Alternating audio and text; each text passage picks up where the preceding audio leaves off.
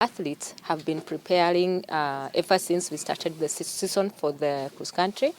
As you know, that cross country is the build-up for track and field and or many other, major events like the road races or the marathons, such.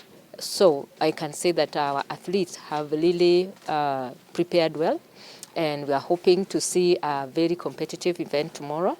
And out of the competition, we expect that we are going to have a team that is going to represent us during the national championships. And the likes of Betty Sheragat, who just won us gold in the Kali under 20 championships that were held in Korubia. Nimekuwa tu nikijiprepare, nimekuwa nikitrain. Last weekend nilikuwa nimekimbia last weekend. Nika join team ya kuelekea kule Australia. Namshukuru Mungu. Pia kesho naomba Mungu aweze akanipea nguvu. Kesho mimi nitakimbia cross country. Ingawaje sikimbiangi sana lakini mimi ni mtu wa marathon, lakini nitajaribu kesho nafanyia kama speed.